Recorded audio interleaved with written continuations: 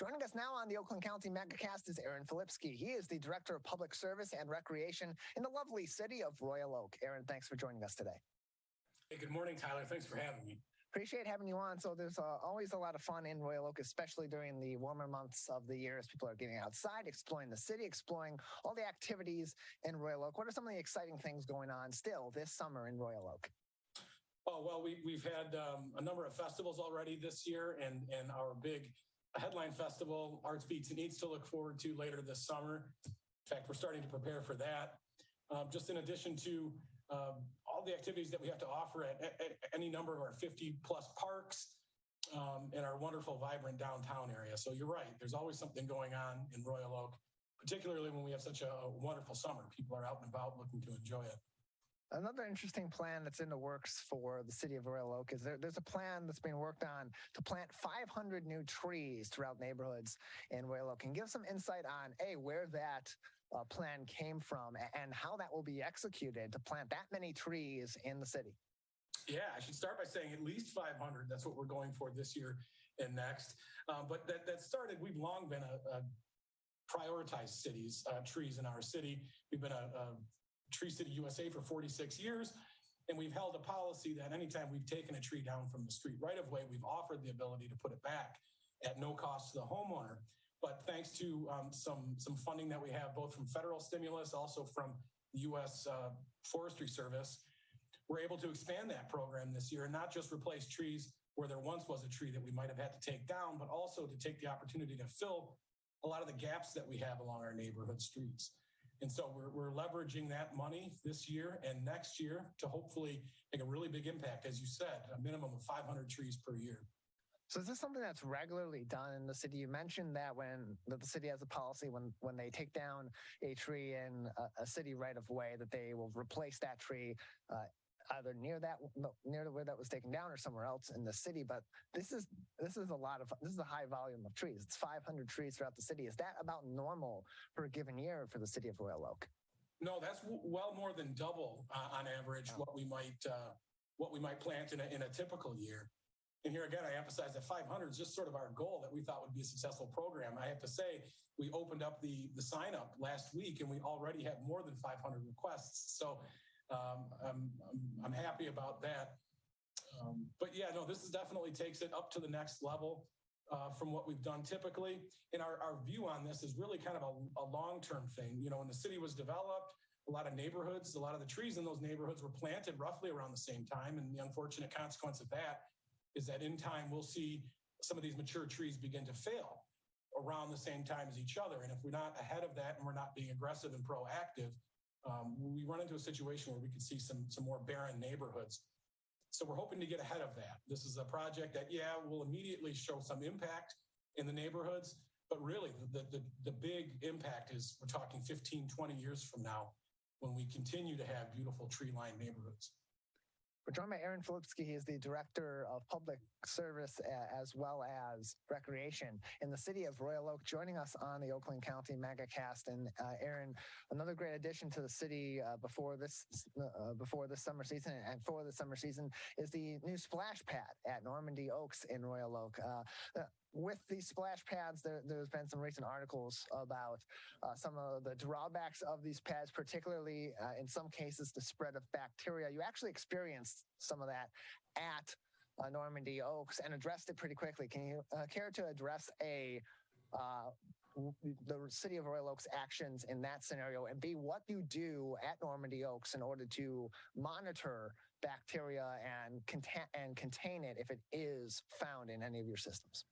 Sure. There's a couple different types of splash pads. One that just uses the city source water, flows it through and washes it down. And then there's others like the one we have, which is a recirculation system.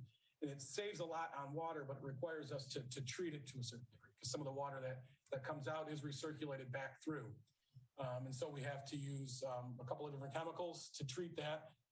It's largely done through an automated process with the equipment that we have, but we're required for health code to test that. Once a week, we have to test for bacteriological instances. And then daily, we test multiple times per day to make sure that our pH levels are okay, that the chemicals that we use are actually functioning appropriately. On the occasional event, we'll get a test that shows that there is an elevated level of bacteria in the water, which can come from a number of different sources. But in those instances, if we have two subsequent tests that way, we have to shut down and do a sort of shock chlorination, let it flow, and then get a retest that does not indicate a positive result. And so that happens on occasion. It's the true experience of any splash pad operator that operates one of these recirculation systems. And as you mentioned, it has happened a couple of times to us this year.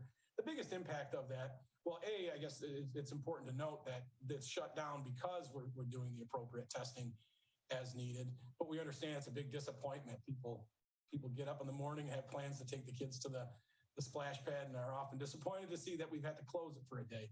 So in those instances, as I said, we've closed it down, we superchlorinate and then flush, and then do a subsequent test. And so far each time, within about 24 hours, we've been able to reopen. It's one of the drawbacks of it, but generally it doesn't happen frequently. And our splash pad is really well used, particularly this summer with as hot as it's been. We're joined by Phillips Key. He's the Director of Public Service and Recreation for the City of Royal Oak, joining us on the Oakland County Megacast. More information on everything happening in the City of Royal Oak, including all the different recreation activities sponsored by the city, can be found at romi.gov. That's romi.gov or royaloakmichigan.gov for more information and keep up to date on everything happening in the City of Royal Oak. You can also follow them on Twitter at City of Royal Oak, at City of Royal Oak, the official Twitter account for the City of Royal Oak. You mentioned that it's one of the great benefits. The splash pad is one of the great benefits of the city for recreation in the summer.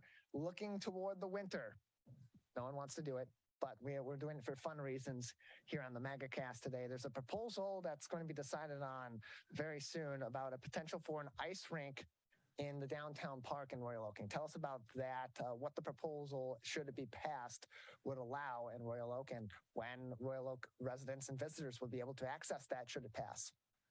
Well, I'll stop short of talking any kind of detail precisely on what might or might not be. I anticipate this evening at the City Commission meeting, there will be an in-depth conversation on that, and we'll know a lot more coming from that. But more broadly, the proposal is to install a skating rink outside at the new Centennial Commons Park that would run, at least as preliminarily proposed, from late November through February. And so, that would provide residents a great environment, center of the city, to go and enjoy that kind of winter activity. Remains to be seen what sort of action the commission may or may not take.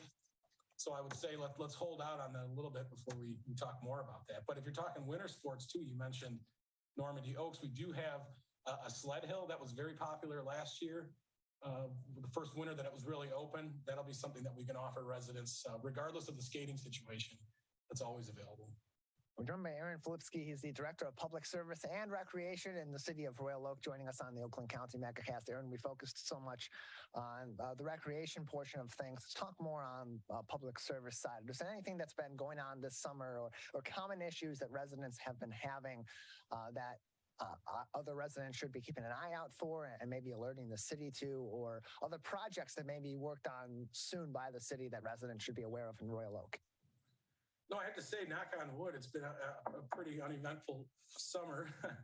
Oftentimes, one of the challenges we have, if we have really strong rains, that sometimes there are some issues associated with that. We've been fortunate so far to avoid a lot of that. So no news on that front is always good news, and we're just doing our normal maintenance work and keeping a focus on that. Really, the biggest news, I would say, for this summer and what we're really trying to get the word out for is what we started with, I guess, is the tree program. That's kind of the big focus, at least for the Department of Public Services this summer, getting that up and going. So. Joined by Phillips Key on the Oakland County Megacast, Director of Public Service and Recreation for the City of Royal Oak. More information can be found on the city's website, romi.gov. That's romi.gov to keep up to date on everything happening in the City of Royal Oak. Another few minutes with you before we'll say goodbye today. Anything else that residents or visitors of Royal Oak should be keeping an eye out for in the near future on the recreation side or on the public service side? No, we look forward to having visitors. I mean, for our summer festivals, particularly Arts, Beats, and Eats, and the others. And beyond that, we hope that, maybe they'll see a lot of young trees planted throughout the city, and they can see that we're really publicly demonstrating our commitment to the environment and building neighborhood aesthetics and neighborhood pride, and positioning us just to continue to be a great place to work and live. I would mention, you mentioned the website, if I can plug the website for Royal Oak residents that would like a tree. It's romy.gov/trees. That'll take you right to the sign up page along with some other information, some questions, frequently asked questions and things. And we hope that when we know we've reached 500, we hope we can get a lot more. The best case would be that we have far too much interest in trees that we can plant this year, and some of those people interested will have to carry over to the following year. romi.gov/trees for more information. As Aaron said, romi.gov/trees for all the information that you need to know. And then the Royal Oak Arts Beats and Eats Festival is coming up in September. That's Labor Day weekend, Friday, September 2nd, running through Monday, September 5th. More information can be found on artsbeatseats.com, or of course, stay up to date on everything happening in the city of Royal Oak at romi.gov. Aaron, thank you for joining us today. Thank you, Tyler.